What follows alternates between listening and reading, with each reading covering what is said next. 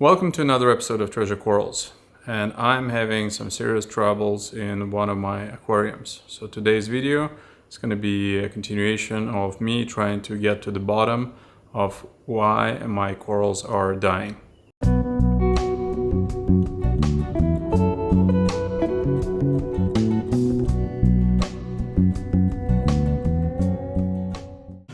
So this is the state of my tank upstairs.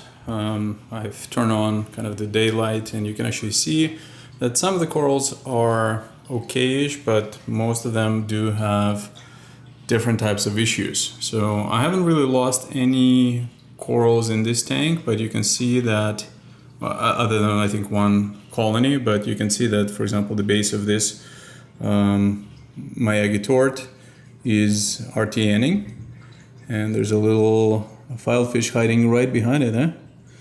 Look at that. So, but the tort itself looks horrible. So there's no blue in here, there's no green, it's just kind of beige and brown. And same goes for all the other corals, like they are brown. They're all on the brown side. You can see that, for example, this, what is it, the strawberry shortcake is actually okay-ish, but if I look at the strawberry shortcake on the right, this guy is gray, just gray color, dull, not looking good, and overall all the other corals are just not exhibiting nice coloration. So I don't know what's going on, but something is clearly off. So you can see this guy, this is my green tort, which is again usually indestructible. It's not doing very well, and all of the corals do appear to be pretty upset. Even the flame fox is kind of brown slash just brown color, brown pinkish color. So nothing to write home about, nothing is dialed in, and this is the state of my aquarium that's plumbed into the main system. So I'm trying to figure out which direction to go. So let's compare it with my Treasure Reef system. So this system has the same source water, it's coming from the same water container, but it's a different water system. This tank is older. The previous one is, 1-year-old system. This one is about 3-year-old, and it has sand, which is a big difference. Other than that, it's a different lighting. It's aqua illumination hydrous versus my trusty radiance. But you can see here, all of the colors are looking, well, better. Let's just put it this way. So, and I will do a whole video about some of the big changes to this aquarium. You can see there's now a lot more movement, and I'll explain my rationale afterwards. But here, there's not a lot of flow, and yet all of the colors look a lot better. So, not 100%. I'm never happy with the colors, but I haven't, knock on wood, have anything die in this aquarium. So, same guy doing the same husbandry. I kind of use the same principles, and we can take a look at, I'll link into my water parameters for both aquariums, and you can see the history on the two links. So maybe you find some sort of a pattern, but I certainly do not. So this is Treasure Reef, and things are looking a lot better. And by the way, this is the coral that I was talking about. So this one here, the undata, look at this coloration. I think this is as good as it gets. For this guy, it's beautiful emerald color. But the moment I take a piece and I bring it downstairs, it, even if I split it into, let's say, 10 pieces, 1 or 2 will die overnight, and then they'll just continue dying one frag at a time. And this is how things are looking in my farm. So you can see, this is what I'm talking about. One red dragon is okay. The other one will die overnight. There's one more that's starting to go. There's a little bit of an RTN. I'm actually gonna take those tweezers. By the way, some have asked about this particular tweezers. These are the ones that I've designed myself, and I do manufacture it. And the way it works is not only it glows in the dark, but it also has very soft tips, and it's super comfortable. So I can actually go in and easily pick up the coral. It's not going anywhere, like this. And let's take a look at what's going on here. So the RTN is happening right with this red dragon acropora. So that's one casualty. There's another one over there. You can see that the colors are not great. My rainbow loom, for example, this is what my rainbow loom looks like, which is, I could not even recognize it. That doesn't look anything like a rainbow loom. Look at this, it's green, dark green with brown. That's my rainbow loom, which I usually have no problems with. My forest fire digitata is closed off. I keep, look at this, that's another RTN right here. So this guy is white. So I'll keep taking those guys out with the tank. But something is clearly off with this aquarium. So this is all SPS. My LPS, which are right over here, seem to be doing just fine. I don't really lose any corals here. I haven't lost any of them. Mushrooms, Ophelia, everybody's looking all right. And same goes for even this aquarium here. So other than those Monties, so you can see there's actually one that died right here. So Monties are also not taking kindly to this. So I don't understand what's going on, and I would take anybody's help to try and figure out how to get to the bottom of it.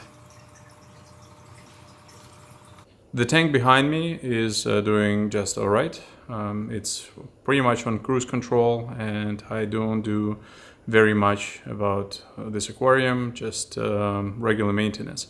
However, I have another system which is larger. It's multiple tanks plumbed in together, and in this aquarium I'm having horrible issues. So every day there's a couple of frags that just bleach overnight. I have had some peeling of my encrusting Mantipora. I also I'm losing all the good color in my corals.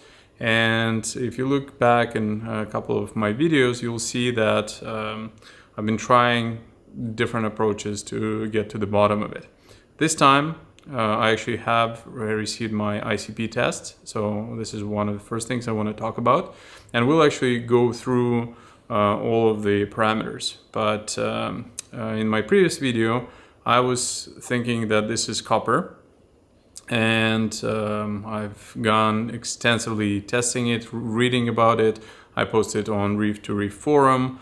I talked to Jake Adams at Reef Builders, and while my HANA HR or high range copper checker is saying that I have copper, a lot of people on Reef to Reef are saying that it's actually a known problem, and I actually had one person do a fresh test of their salt water, and they got even higher ranges of or readings of copper than I did. So and my ICP came back, and it's actually showing that I have almost no copper. I've also been running to combat copper. I've been running for over a week some RovaPhos as well as Cuprisorb, the CCAM Cuprisorb, which should extract all of the copper. If anything, I think my system has gotten worse. So whatever it is, it's not getting any better. So first of all, I just want to say that I'm super frustrated to the point. So every few years, and I've been doing this for over 10 years, just reefing hobby that is, you get to a point where you are about to throw in a towel, and I think I'm pretty ready to pick up one of those salty, dirty towels that are left on the floor when you overflow your skimmer or whatnot, and I just want to throw the towel somewhere. Well, hopefully it won't get to this point, but I'm definitely not riding the highs of reefing right now. It's very painful to see my corals, some prized corals that I geek out on the coloration, on getting those reds in the green corals and the greens in the red corals. And unfortunately, hey buddy, I'm not getting this anymore. So if anything, everything is just looking horrible. So, okay, you want to say hi on the camera, buddy? Come over here. Oh, come on.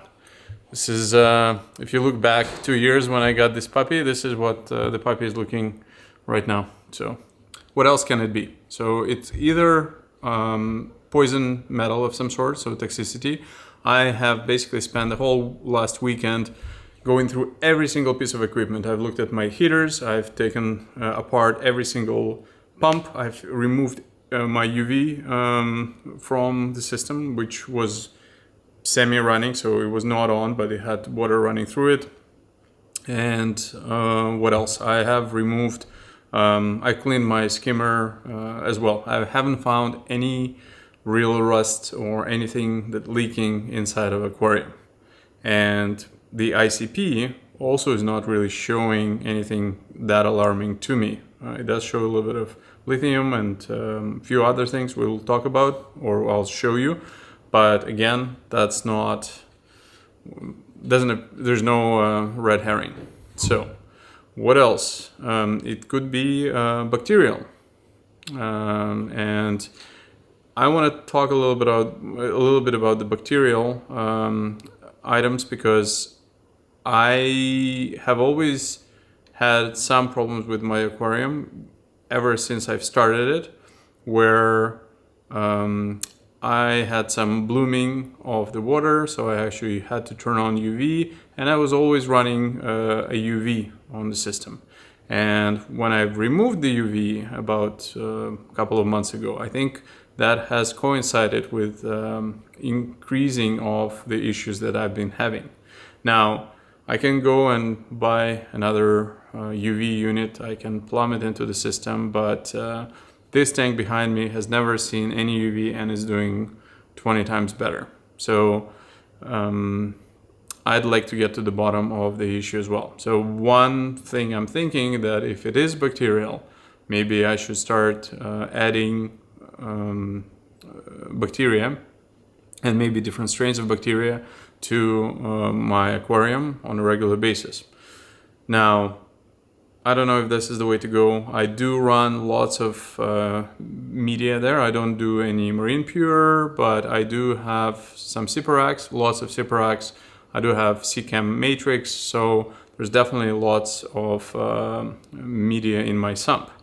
Now, also notice that my phosphates in that aquarium are fairly low, because if I don't go even one day without feeding my coral, my phosphates just bottom out. So, I'm not sure if it's the corals that are consuming all the phosphates, or it's something else. It could be maybe the bacteria that is consuming it and just accumulating it. I do dose, I have a 2-part, then some magnesium, and I also dose a little bit of nitrate. Actually 20 milliliters of nitrate. Lately I've been using Fauna nitrogen. Prior to that it was ESV nitrate. Now, just pointing every single thing that I do about the aquarium. Like I said, my husbandry is not that much different than the aquarium behind me, and yet my results couldn't be any different. So my lighting is fairly conservative. I run my radiance giving me about 200 to 150 par on my coral bed. That's mostly for SPS. For kind of simpler Montes, for example, it's say around 100 to 150. Again, if you look back at the video I've shot a few weeks ago with Demo, where I took the same parameter and looked at his aquariums, I think I'm more or less in line. My SPS are definitely not getting as much par, but and I can increase it, but when I try to increase it, I'd rather do that when the coral is starting to look a little bit better. I don't want to bleach it even more. So let's take a look at my parameters next. So let's first take a look at the test for reef crystals freshly mixed batch of salt. So this is kind of what my baseline is. And you can see that there's a few things that come to our attention. Basically, if we go through them very quickly, the things to pay attention on is, probably sodium doesn't matter, sulfur doesn't matter, sulfate, potassium is on the low side of things. Everything else is pretty much in range, but we start to get kind of iffy on the bromine. So bromine is a little bit high. I don't know what really that means, but iodine is definitely very high on the freshly mixed reef crystals, which is again fine because even if I have tons of iodine, it will get diluted and I'm sure the corals will need it. So nothing scary in freshly mixed salt water. And you can see that the silicon and silicates are a little bit on the lower side of things. So overall, I would say that there's nothing here. And, the iron is pretty high in reef crystals. Okay, again, whatever. Corals will need iron. So this is my baseline. This is what I'm putting into the tank. And like I said, I don't see anything here that is too scary. So now let's take a look at what my measurements were for Treasure Farm on the day when, I was starting to experience all of those issues. So smaller set of attention values, but the things that I think are the big ones here. So once again, sodium is okay. Sulfate, sulfur is fairly, low, whatever. Potassium is spot on. Magnesium is a little bit on the higher side of things, so maybe I should lower it down. And the calcium, as I've mentioned earlier, is definitely on the high side of things. So again, magnesium and calcium are a little bit more on the higher end, and maybe I should start bringing them down. Remember, my alkalinity is about 8.4 on average. And where we see kind of, values that are a little bit outside are bromine. So you can see that it's fairly high. I don't know what that could be the cause. Iodine is perfect. Sulfate, magnesium. So all of these are fine as well. My phosphates are great, 0.06, which is what I want. Silicon is okay. Silicate is okay. So nothing really jumps into you other than vanadium. And I've checked some forums. Some people report that. So I'm not sure what the issue is. And now here is the really interesting one, copper. So I've been chasing my tail thinking that my copper was high. And here, at least ICP reports that it's actually on the low side of things. So it makes me wonder what's happening when I'm putting the Coprisorb into the system. My nickel is low as well. And I think, and lithium is on the high side of things. Again, a little bit obscure. So it's not an aluminum because you can see I'm at, maybe a little bit higher than what I'm supposed to be, but it's nothing crazy. And really there's nothing else. So this is my ICP test. Now let's take a look at my parameters for both of the aquariums, and we can actually compare the two. So this is the bird's eye view. I'm using Aquatic Log. So this is my farm, this is my treasure reef, and you can see that the farm has, more or less standard alkalinity. There are some changes, but nothing major.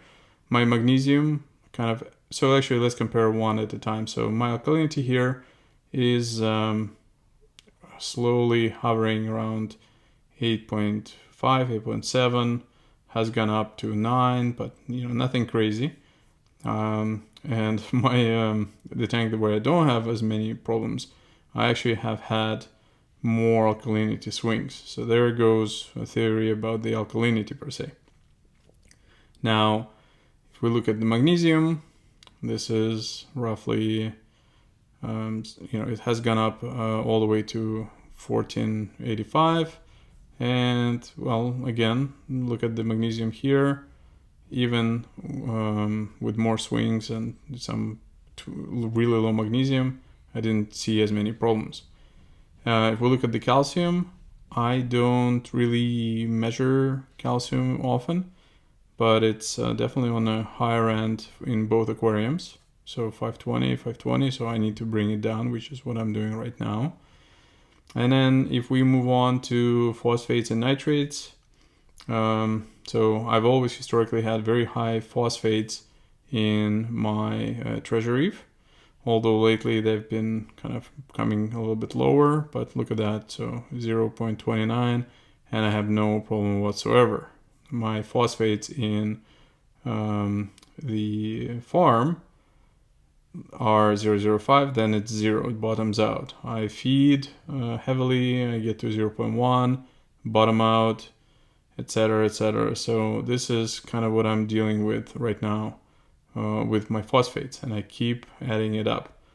Nitrates, I try to maintain maybe 10, 11. They have dropped at some point, but they were still existent, and I've been climbing up now with fauna marin here, and my nitrates in the treasure reef kind of follow a similar kind of pattern. So salinity is roughly the same, 34, 35 parts per thousand, and these are all of my parameters. Well, there you have it. I tried to cover every aspect of running this tank and what is different about my different aquariums. I don't know what to do. My next steps are probably just increase the water changes. Maybe I should start doing bacteria heavily to maybe, if this is a bacterial thing, so that whatever other pathogenic bacteria I do have, basically there's some other population of good bacteria. Maybe this is the way to go. I don't know. I read all of your comments. I appreciate them, and I'm really at the point where I don't know what else to do. So I don't know.